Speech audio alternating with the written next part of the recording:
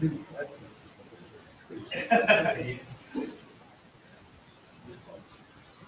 a challenge. Well, I don't know if I'm able to go.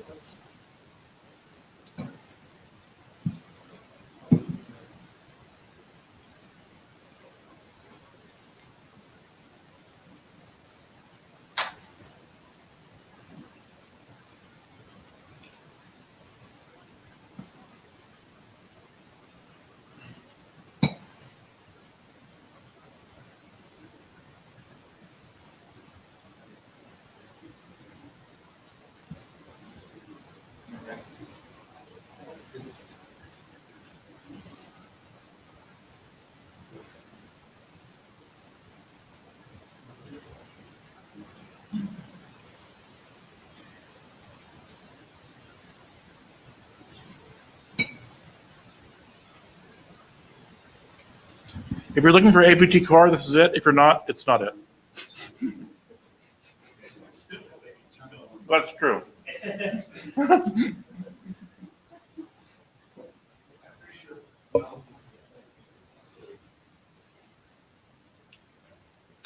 I mean, if there's enough of you, you could chase us out and we do something else, but hopefully that won't happen. But usually, yeah. All right, this is beginning to seem like a critical mass. So, welcome to AVT Core.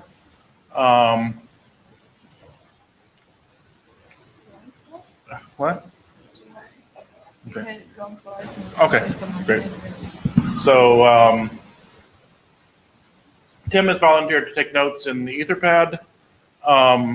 Since it's Etherpad, if anybody wants to open it and look over his shoulder and see if he, and correct his typos or whatever, I'm sure he would appreciate that. Do we have anybody other than me in the Jabber room? I doubt there's going to be. Well, we do have 2 remote participants. So to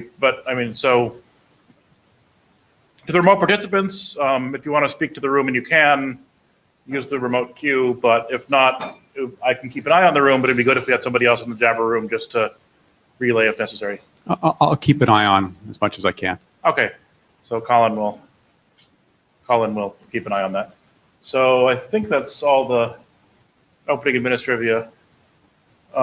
So let's see. How does this? Oh, there we go. Note well. I think this is the wrong note well. I think is there supposed to be a new one now? I can never remember. Okay, well, pretend this is the new note well and note it well. And if you have any IPR, you figure out what to do and do the right thing, please. Our agenda, we're starting with our agenda fashion status update. Then we'll have Colin doing the RMCAT feedback message. Magnus, as it turns out, doing the multiplexing guidelines. And then Ronnie doing his priority marking header extension. And then anything else you're interested in before you can all wander off and argue about what the label RFC means later on. No new published documents this time, but we still have a bunch of stuff sitting in the RFC editor queue with misrefs, most of which aren't our fault. We're still waiting on bundle, but one of which is still waiting on frame marking, so that's on us. Multipath RTP is still expired. I think last time we had some discussion, we were going to do a call on the list, see if anybody still cared. We cared so little that we didn't do the call on the list, which probably tells us something. So I don't remember what, I think, do you remember what we agreed, what the decision was last time about multipath RTP? Are we going to see if anybody cares, and if not, remove it as a milestone? Okay, so we'll try to actually remember to do that this time. Note taker, please put a note, something in the notes to remind us to do that. Okay, good. And Rachel says she'll actually do it, which is good because she remembers to do things unlike me. And then frame marking, we had a working group last call, and there were a number of comments, and then there was no new revision, which seems unfortunate. Are any of the authors of that here? Mo's not here. Oh, Mo's on the meeting call. Mo, do you want to talk about what the status of frame marking is? Here's Mo. Excellent. Did I push the button properly? There we are. Hello? Mo, we don't hear you. Can you hear me? Oh, now we hear you. Okay. Low, quietly. Here we go. Is this better? Yeah. Yes, we still have to make a couple of updates. I'll try to get those done during this week, hopefully by tomorrow at the latest. There's still some questions about the types of streams that the frame marking is useful for, and some people are now questioning whether or not the restrictions we put in place are really okay to handle real streams that people plan to use. So to recap, there's a restriction of that must be temporally nested streams. That's the only thing that frame marking is recommended for. And some people are wondering whether or not that's actually too restrictive. So we're trying to figure out if there's ways to relax some of those and get the updates in if we do. All right, so we'll look for that update this week. I mean, if you could also send to the list how you resolved the various issues that were raised in the last call, then we can look at that and decide whether everybody agrees that those are the right resolutions. And separate from the last call, Ronnie also had a question about, I guess it's more related to his version of frame marking, but he was wondering about, are all of the packets with the discard bit roughly equivalent or not? And of course, his version is giving more differentiation than just that one bit, but I think is probably still a valid question of whether or not we should add something in the frame marking draft to indicate that whether or not they should be treated equally, or whether the other fields should also be used in that case. Is the discard priority just on the D bit, or is it also on the D bit plus the TID and lid in addition to it? Ronnie, the question I had was more because I got the same question in my draft about how do you know how much bandwidth is used in each of the layers in order if you want to discard and you want to achieve a certain bandwidth. So it was asked from me about the priorities, but I figure out it's the same issue also if you want to discard some layers because you have a bandwidth restriction or congestion. How do you know what is the bandwidth of each of the layer? Because at least I wrote in the document that I tried to figure out how we do it. It's basically we do it based on some knowledge from the past. We just try to figure out what's been happening in the streams and figure out what's each priority, what's the bandwidth of each priority. I think that's probably similar here. It's just some simple heuristics about it.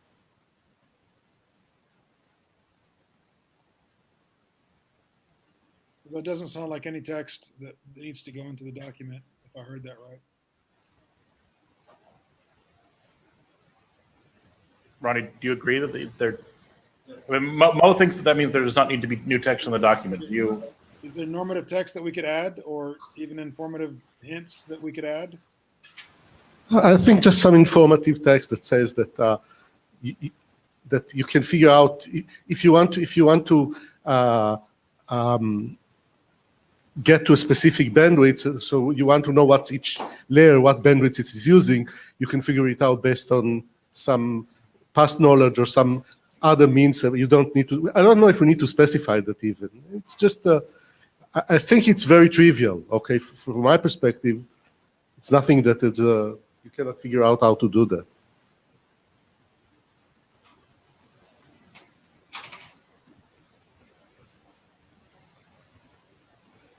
Yeah, I mean, I think sort of the dual of that is that there's no promises about either the fraction of packets that have the discard bit or the fraction of packets that have any given layer information. It's just you have to figure it out by watching the stream. Yeah, everything's estimated. There's no there's no way that you can say up front what anything means, other than just they exist and have these relationships, but not their relative bandwidths. Hi, Colin Perkins. I slightly feel we're having the last agenda item first. It's not clear to me that trying to estimate the fraction of the marking is necessarily going to work in practice, because it requires storing a lot of state information in the middle boxes in order to do that estimation. So, you know, if it's just a single drop bit, then yeah, we're probably okay.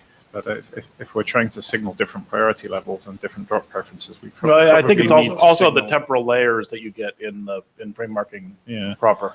I mean, if you're going to be dropping things, you presumably need to know the statistics of how often things with particular markings occur to decide what to drop. And I mean, yes, I suppose in theory you could observe the stream and estimate that, but that relies on the stream being long-lived, and the problem's only occurring after the stream has been long enough lived for you to make a good estimate of the data, and you having enough state to be able to do that calculation on live traffic. And there may be cases where that works, but I suspect there are also a lot of cases where that's difficult to do.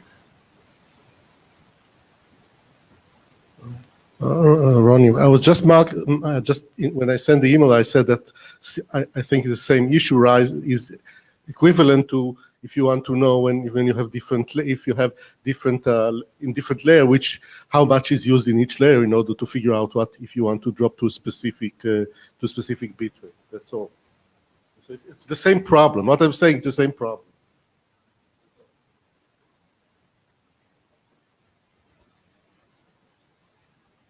I mean, Jonathan Lennox speaking as an individual who doesn't feel like standing up.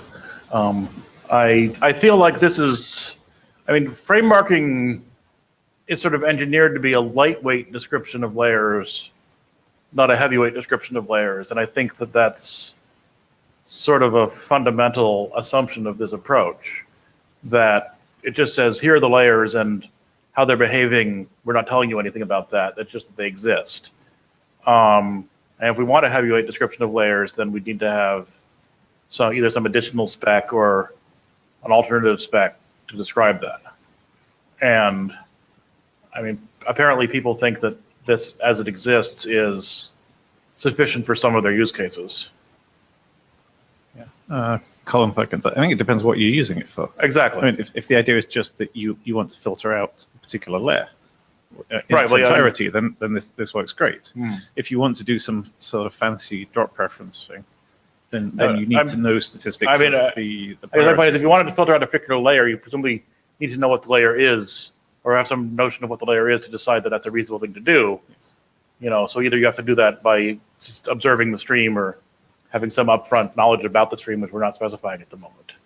I mean, I had sort of assumed that a lot of the use cases where you know what layers exist and you just want the marking so you can strip them out entirely to Right. gateway to a particular set of devices that don't support it. Mhm. And for that sort of use case, I would think this would work brilliantly. For things where you're trying to do prioritized drops and decide which things to drop and at which rates, then you need to know more about how many things are in each layer, and so you can get the amount of drop rates, surely. So, Which what is more a thing for Ronnie's draft. Okay, so you think that for this draft we don't? That's a comment more on Ronnie's draft, but for this draft you think we're good, or good enough for now? I think this draft is good enough for now. Okay. I mean, the comment from Ronnie seems to be that you need that information for this draft, and I'm not sure you do, but I think you probably do for Ronnie's draft. Okay.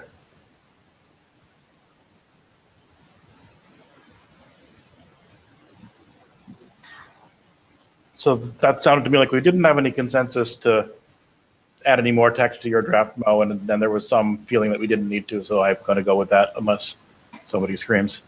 So I think back to what we were saying, try to get the revised version out, and also, specifically call out on the list the changes you made so that people can review them and see whether they agree with them or think we need more changes or a new last call or anything like that.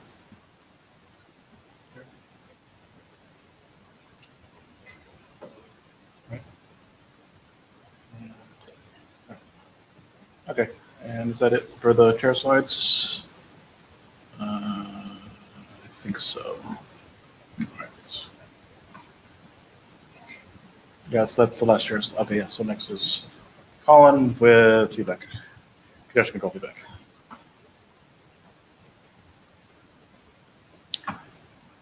Hi. Okay. I'm Colin Perkins. Let's see half the slide. Yeah, we're trying to figure out how one actually gets this properly full screen here. Does anybody know how to use Chrome? Really, I should get Justin to come up here. It's his fault. Yeah. Ah. Yeah, that's still cutting the. Oh, I see. Oh, it even said there's even a label. Okay. That's cutting the bottom. I off only still, know because I had this but problem next slide earlier anyway. today.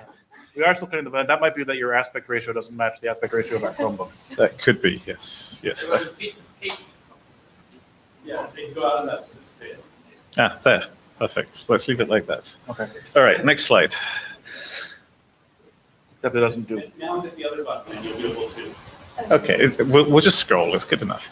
Right, so this is the congestion control feedback format, which we discussed at the last meeting, and we've discussed in the RMCAT group a couple of times. Main thing that's happened is we got some comments on the RMCAT mailing list from Sergio, and there are also some comments from the previous IETF, which we only just got around to incorporating. And the 02 version, which was submitted yesterday because I'm disorganized, in theory addresses these comments. Next slide, please. Most of the changes are actually pretty straightforward. There's some clarifications that the timestamps, which are NTP format timestamps, use the same clock as those in the sender report packet, and it used to say sender report or receiver report, and then someone pointed out the receiver reports don't have such NTP format timestamps, so we fixed that. Oh, but, maybe you don't need to say this, but there is an XR that has them too. Yeah, so I suppose we could say that, but I'm not sure it matters. It's certainly the same clock as we use in the sender reports, which is the main thing. The format had beginning and ending sequence numbers. Sergio suggested that rather than reporting the ending sequence number, if we report the end sequence number +1, that would simplify his implementation. And in addition, it would allow us to report those two fields with the same value to signal that no packets were received in the interval. And you can infer that from the receiver reports, but it makes the code easier if it's all in the same block without having to rummage around in the other report block as well. So that's what's currently in the draft. There was also a comment, and Varun remembered this from someone said at one of the previous meetings, and I forget who it was, that maybe we should report beginning sequence number and length instead of that. And that would just allow us to report a length of 0 to indicate no packets received. And to me, that actually sounds cleaner. So I would perhaps suggest we change to beginning sequence number and length, but I'm not sure it matters that much. If anyone has opinions. Informationally equivalent, so. Yeah, it's just different ways of. Yeah, and so I'd leave this to your judgment, and it sounds like your judgment is due. My judgment is to do it, but if anyone who's thinking of implementing it has really strong opinions, then let me know. But I don't think it matters that much, to be honest. If not, next slide. Okay, there's some text in the draft that says if you don't accept a report where the sequence number space jumps by more than a quarter of the sequence number range as a way of a sort of crude check that the report is valid and sort of in window. And the latest version adds some text to say, well, okay, if you're ignoring things where the sequence number has jumped a significant amount, that's fine, but maybe there actually has been an outage. So if the outage has been long enough that it's reasonable that it could have jumped that much, then don't ignore it. And it's the sort of thing you have to implement anyway to make a robust implementation. I'm trying to phrase that in a way which suggests the right thing to do. If the phrasing is clear, that's great. If you read it and find that phrasing confusing, then please suggest either alternative phrases or tell me what you think is unclear about it. In addition, we put a note that you shouldn't have more than you shouldn't report on more than a quarter of the sequence number space in each packet, which is something Sergio thought would be worth clarifying. In practice, you couldn't anyway because the packets aren't big enough. And if we change to the length field, you can't either because the length is a 16-bit, so there won't be enough. Oh yeah, there will. Yeah. But the packets won't be big enough anyway, so it doesn't matter. RCP jumbograms? Yeah. It might matter if you are tunneling with a TCP or something. So, but okay, next slide. Okay, the other thing we did was update the IANA considerations. We realized there was a registration missing. There was also a comment at the previous meeting that we needed SDP signaling, and since this is a congestion control feedback block, since this is an ACK, an RTCP ACK feedback thing, there was already an SDP mechanism defined to do that. We just needed to register the value to go in it. And we add that registration, and that lets you use the existing mechanism defined in RFC 4585 to signal that this is present, which is just the usual SDP attribute in the offer answer business. Next slide. And that's it. I think this is essentially done. I think probably the right thing to do is change it to beginning sequence number and length rather than beginning and ending sequence numbers. But with that change made, I think there are then no open issues. So I would encourage people to review the draft and give feedback and implement it, preferably. I do feel like this is something where it would be a lot more. I mean, I guess we've got one implementation now in a simulator, which is where we got Sergio's feedback, which is a good thing. But I'd obviously be a lot happier if we had this in actual running code, so that we could see, does this actually work with the, congestion algorithms people want on the actual internet? Is the bandwidth of the feedback itself reasonable in all the use cases people want? Is this basically a sensible?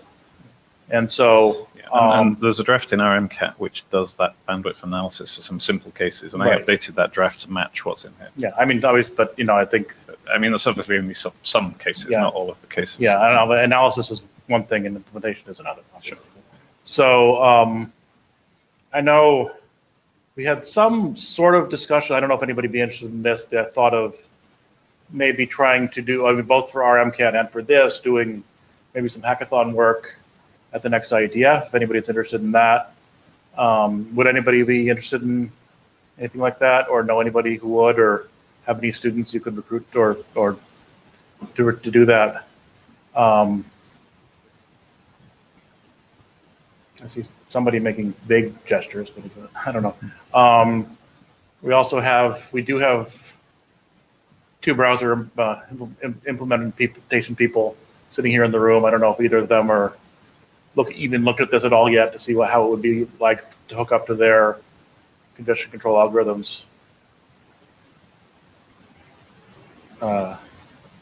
Neither Nils nor Justin is jumping to the mic. Naming and shaming works. Excellent. So I can, Justin, you've already Google. I confess, some ignorance here. How does this compare to the, Stefan Holmer's, CC feedback message? Similar but different. Of course, it's similar but different. No, I mean it's more. I think it doesn't require the forward path header extension. It's a little more verbose in the reverse path, but saves in on the media path, and requires a little bit more bookkeeping on the sender. Yeah. Basically, because rather than having an additional sequence number for every packet sent across all sources, you basically report back on this. For this source, these sequence numbers were received. For this source, these sequence numbers were received. Which, like I said, keeps the media packets smaller and also will generalize better to if you ever want to do actual multi-point congestion control, God help you. So, yes, so rather than putting an extra sequence number in, which I think that one did as a header extension, this uses the existing sequence numbers. So yeah, it makes the forward packets smaller and it fits with the way RTP works, perhaps a little more naturally. But it means you've got a little bit more bookkeeping, as Jonathan says. But I mean, I would say suspect that if you're already using the Homer feedback, converting it to use this would be just slight changes in some data structures. But other than that, probably pretty similar. I guess the real question is, like, if you already have one, what would one be looking for? What does the working group want to produce? Does it want to produce a specific recommendation of one of these particular message formats that everyone should use, or should we let sort of the market speak? So, I mean, I think that the intention is that this would be the general feedback message. I mean, obviously, the existing drafts, the existing implementations probably aren't going to go away until, but I think the idea being this is something that was designed to work for all of the candidate feedback, all of the candidate congestion control algorithms that our MCAT is looking at. It had kind of inputs from all of those, I believe. And then the idea being that then even if people are using entirely disparate congestion control algorithms, they could use any of these feedback mechanisms. They could interoperate with this feedback message, specifically this being the one that the IETF recommends.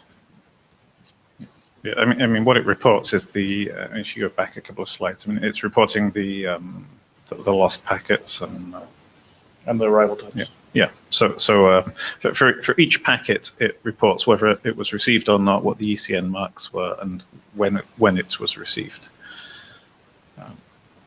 And it's not a particularly optimized format, and there are ways of optimizing it.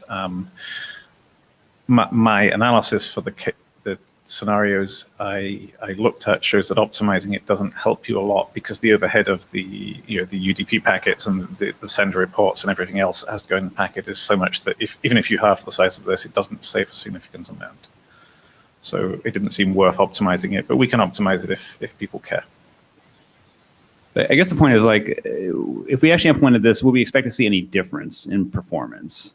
Or no.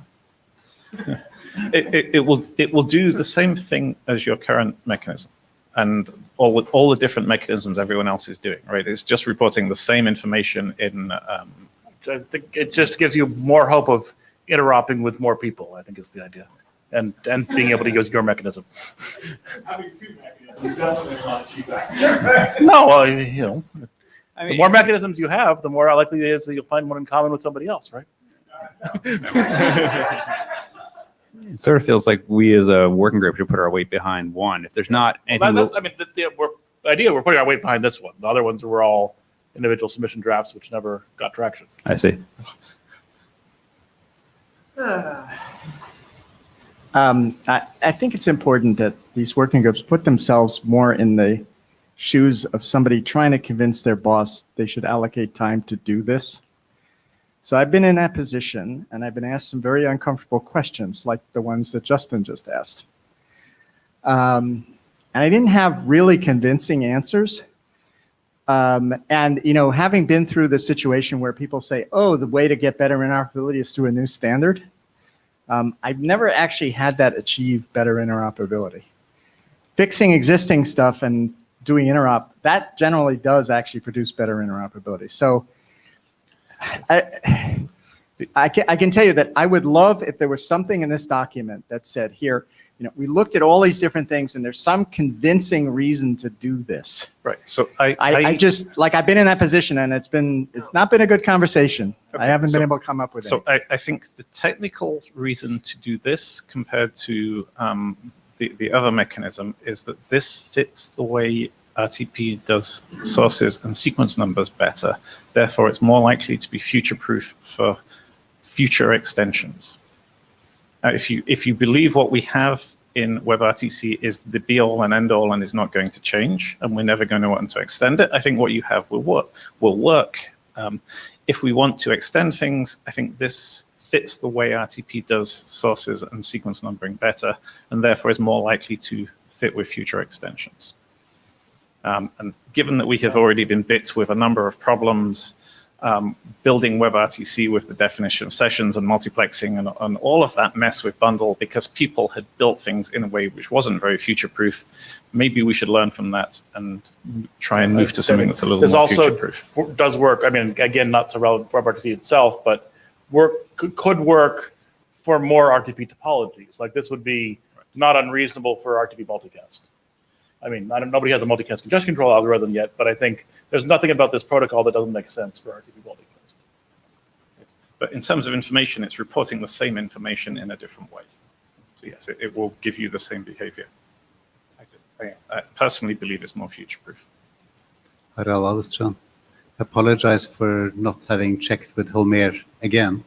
But last time I talked to him about this one, he said that converting to the new form would not be a bad thing. Would not be a hard thing at all. It has the information that he needs, which is the critical part. Yeah, and, basically you just end of up course, of course, if there are more browsers that can generate this format, then can generate the format that Chrome is currently using, then Chrome will be happier.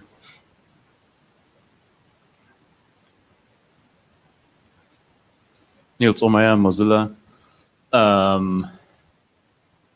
I guess since we don't implement the non-standardized version, we would rather implement the standardized version. Depends how quickly Chrome implements the standardized one. And the problem is,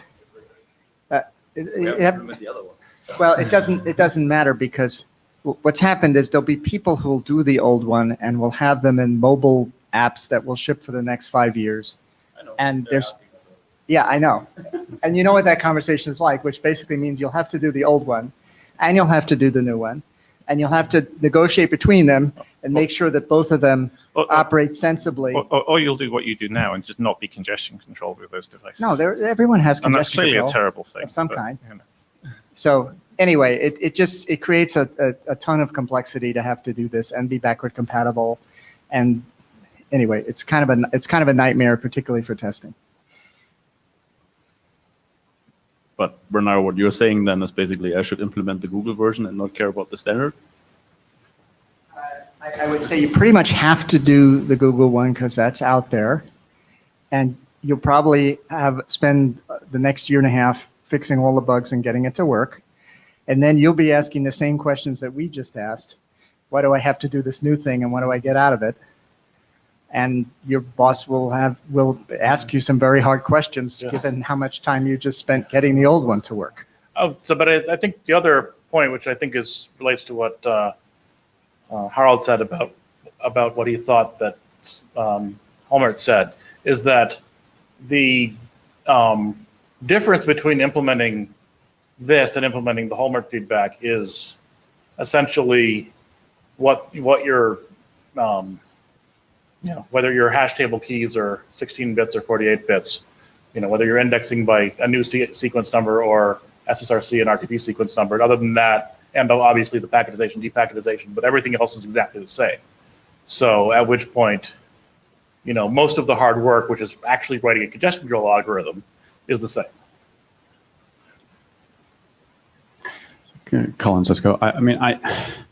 I hear what Bernard's saying, but I sort of disagree that you'll need to implement both. I think you can easily. You've gotten 5 years of shipping without implementing any, so I don't really see this being real high on the priority list to go implement right away. So you might, I think if all the browser vendors agreed upon which one they were going to implement, preferably using a standards process to do that would be great. And that you probably don't need to implement all the old ones. You can probably get away with implementing the one that a bunch of people can decide to go forward with. I'm not arguing which one that one is, but that would be the really key thing to me is let's come down on one of those and not two. Justin, you ready? Practically speaking, people are going to basically set a flag in libWebRTC to basically enable like format 1 or format 2. So you can negotiate both and see which one the other guy supports. I guess not. Yeah, just don't. No, why not? There must be a good gazillion. Well, there's already at least 3 different, mutually exclusive congestion algorithms being negotiated by Chrome. I'm not sure there yet, but There's definitely 2. There's the Holmert feedback and there's the old. Oh yeah, I guess absolute sequence number 2. Yeah, there probably are 3. Yeah, they're 2.5 on these. Anyway, I think the question for the Chrome team is like, okay, is this something that we think is a natural sort of evolution for our stuff anyway? And if we do make this, go in this direction, then I think that'll probably everyone else using the WebRTC will follow, just because it'll not require 5 months of bug fixing. It'll be like, we'll do the 5 months of bug fixing, and then like other folks will have to mostly just turn it on. So we can kind of look into it and get back.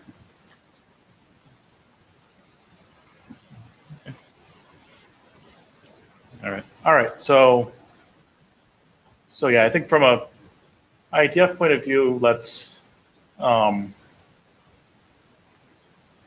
the thing you mentioned that hopefully Fixing the draft is clearly straightforward. Yeah, fixing the draft is straightforward. Whether people want to implement it is a and I think if you could at least, if you at least like have your implementers look at it, like if you, like I said, if you think Stefan looked at it in the past, if you could look at it again and say, yes, this is easy, or oh my God, my hair is on fire, and let us know why his hair is on fire, that would be helpful.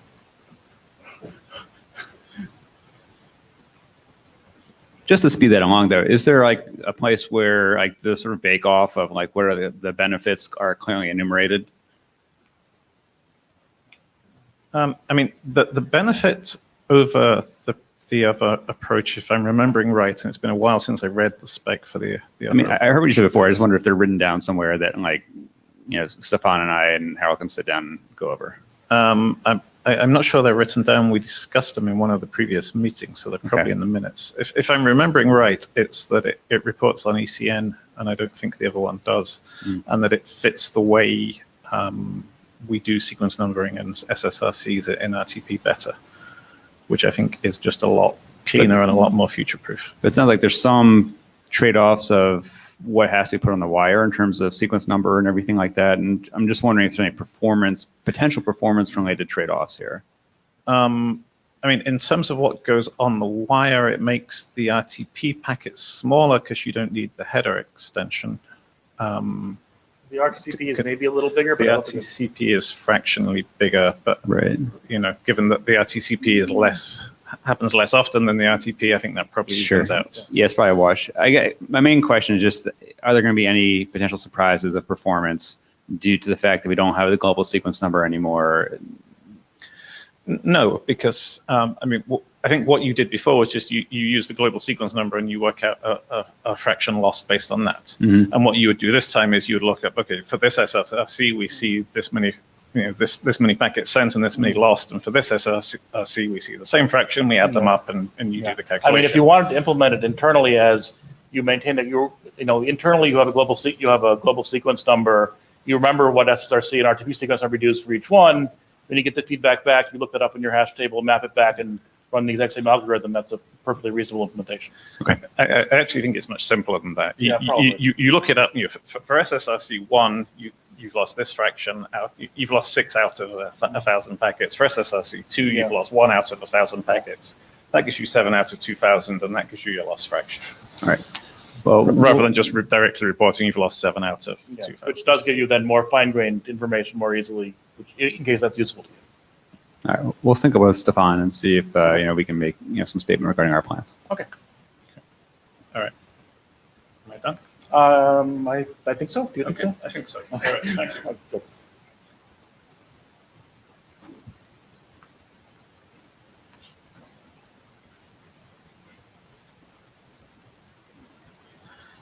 All right. Yeah. Okay. All right, there we are.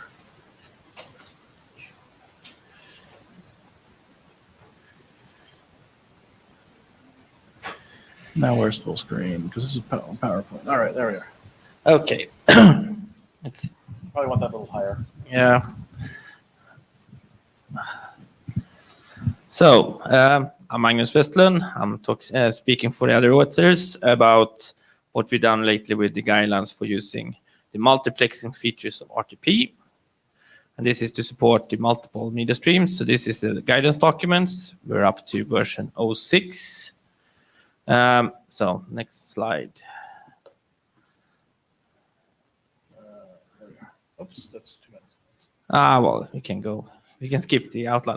So this is a short presentation. Well, there've been lots of editorial changes in the latest version, and you will definitely see that if you do look at the diff. But you have we worked on improving the use of the RTP taxonomy, RFC 7656. We've done some significant changes around the descriptions of the RTP sessions, the synchronization source, and in the RTP payload type description. There's some changes around the binding the related sources. And we looked a bit more into clarifying some of the RTP translator into working. We're also clear in the multicast related stuff about talking both about ASM and SSM differences. Also what we call design choices, these broader categories of choices between how you put in multiple media streams in one session, in having them in the same session, in multiple sessions, etc. And so that's being focused down on the most relevant differences, and some of the really not meaningful ones has been removed. So, and we also improved the security considerations discussion. So, next. So, this document's open issue is that we had, as in the other team, we had some discussion around what currently is written around RTP sinks and RTP sources. We had a discussion on yesterday around this, and our proposal is basically to work more around the use of RTP participants. So a sink would be basically, could be described as an RTP participant in an RTP session that receives RTP data packets. Something along that line. We're going to wordsmith this further as we do the updates. Another issue we had was in the issue list in the draft was around MSID, and actually our suggestions is actually to remove a discussion of MSID because it's no longer really, it's a very RTC web specific binding of media tracks to media streams, and it's really not obvious that it's applicable in general. So our suggestion here is to remove it. And also for improving these design choices and going from one, we're actually going to revert the order of the subsections and try to find better labels of what we call them. But that's basically what we see as the main things. We can take the next slide. The rest is primarily after fixing these kind of open issues, and there's some additional, I think, editorial improvements we can do to document, but really the goal should be that by the next version, in time for the next, before the next meeting, should have be ready actually for working with Blast Call. It's time to finish this document. And I think we're getting there. So. Any comments, questions, etc.?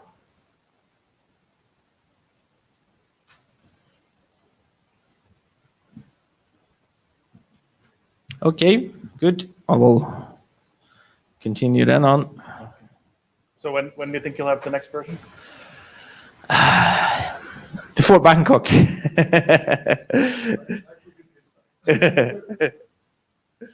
All right. So I think we need to get started a bit earlier. So we actually, because it's going to take a few, I think, rounds between our editors as authors to agree on the editorial changes. Yeah, and I know none of you are working in August. So. No, definitely not. So it's going to be, we have September and October, I think, for doing this. Right. Finally, Ronnie.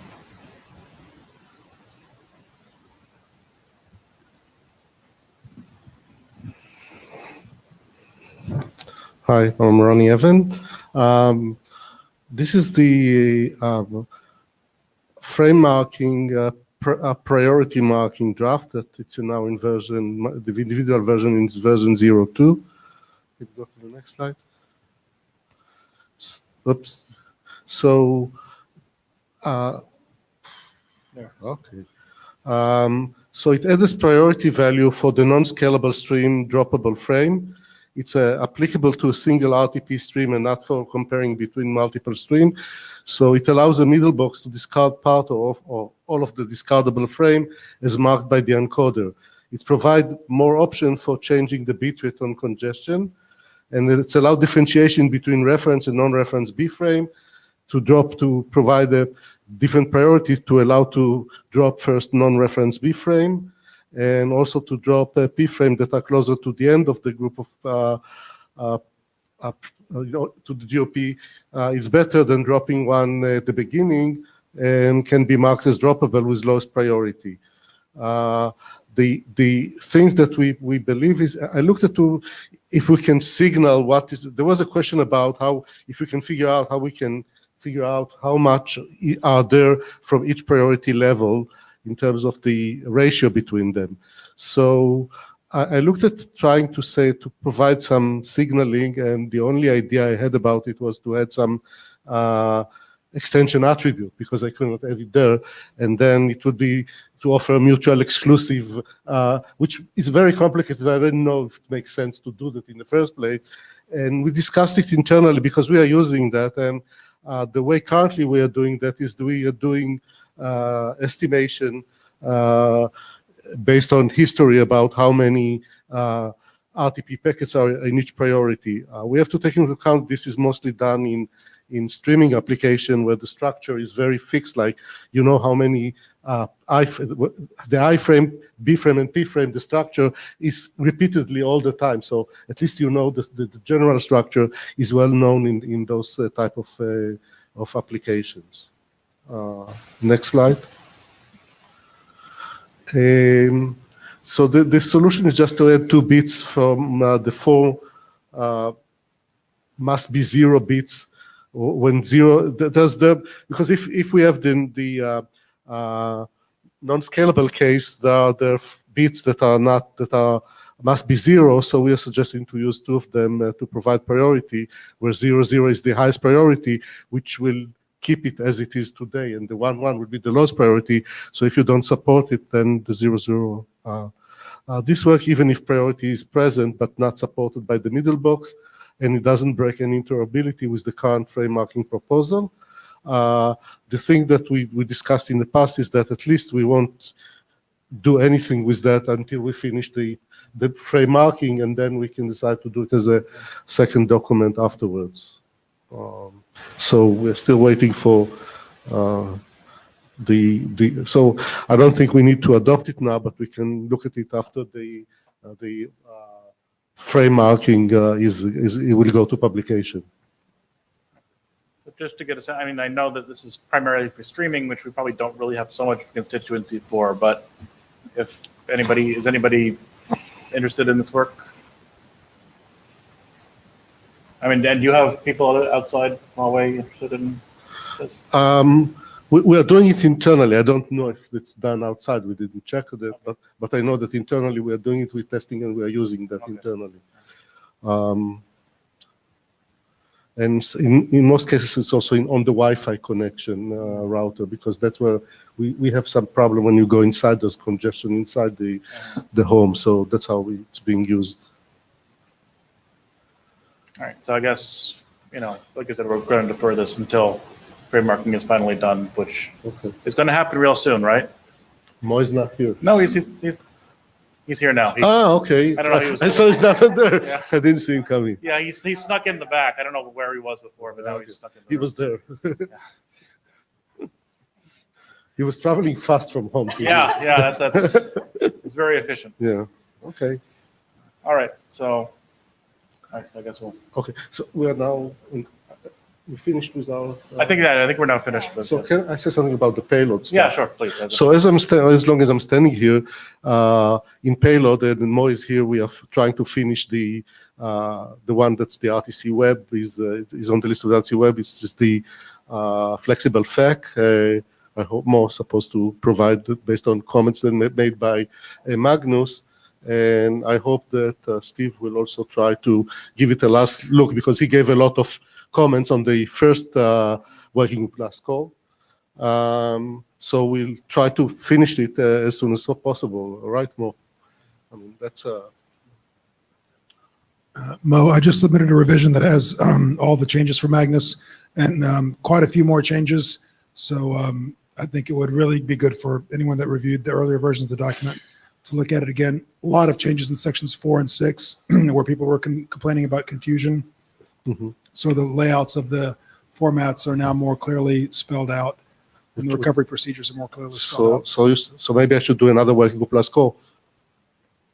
Okay, so I'll do another working group plus call, a short one. But I hope people now, I mean, as long as the people are here, I think that please do review it once this comes on the in the tools on the website and provide feedback, because we want to finish with it. We don't want to be last here. We have our area director. Yeah. This is Ben. I'm just making sure everyone has their payload hats on so I can glare at everyone. This last time around, the working group last call, the feedback came in slowly and such, and we really need to turn this around. So I please, and I appreciate that Mo is turning things around quickly. Please, everyone else also turn around quickly. Okay. So, and if there's a way that once the changes are in there, this working group last call can be scoped to the changes as opposed to everything, that might be a good thing. But okay. At least what I did, I tried to verify that it addresses the comments that I saw on the list in the version personally to verify. And I hope now that I'll just wait for Steve. You'll do that. So I'll wait for Steve to look at it. And Magnus will have to look and see that his comment is addressed. And I think we'll cover that. So you're suggesting not a full working group last call? We want, because there are changes. I mean, there are changes in the structure, so they're technical, not basically editorial, as far as I understand from Mo. So we need to have a working group class call if it's technical changes. Okay. Right? More, it's more like technical, right? The changes. I think it's the chair's call on how material the changes are. Yeah, but I mean, you can make the call on whether you think it needs it. Okay, no problem. There were mostly clarification, so the wording confused people and was unclear. So we clarified a lot of the formats. So restructuring of the presentation of the formats, not the actual formats. There was one technical change that Magnus suggested that the authors agreed with, which was changing the retransmission format to just change the meaning of one of the bits. So it was previously defined that the F bit was 1. Now it's redefined to be 0. Just makes it simpler for copying the RTP packet as is to retransmit it. Okay, so that's one technical change. Okay, so just wait for please do the reviews and then we'll say the publication. There's other payload. There's a payload there which is in working class called, but it's getting reviewed by outsiders from here who are interested in this codex. So we got reviews on that, and I did a review to verify that it's correct according to the structure of the document, and they should need to bring another version, and that's the Tetra one, the Tetra audio codec. Okay. And Justin and I owe you VP9. Hmm? And Justin and I owe you finishing VP9, and we will try to nag each other to do that. I'm not the ones that are not still in working with Glass Code. That's not. It's your problem. I figure we've got multiple interoperable implementations. We should actually publish the draft. Okay, so you just let us know, let the chairs know. I mean that you're ready, and we'll try. Ali is also I don't remember who else, but that's all. All right. Anything else AVT related that anybody wants to talk about? If not, you can go and, I don't know, look at the AMRW poster presentations or something. Thank you all for coming, and see you as individuals the rest of the week and as a working group in Bangkok.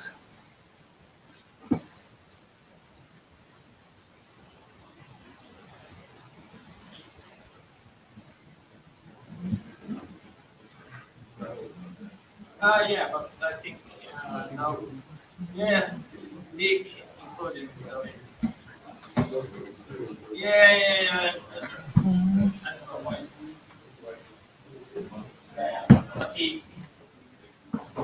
Hello. Good to meet you again. Good to meet you. Oh, yes. Hi. Yeah, How are you?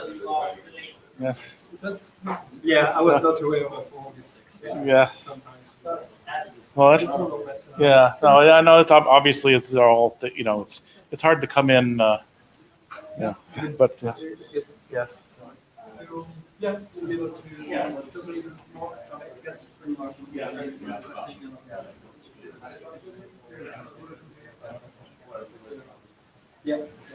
Okay.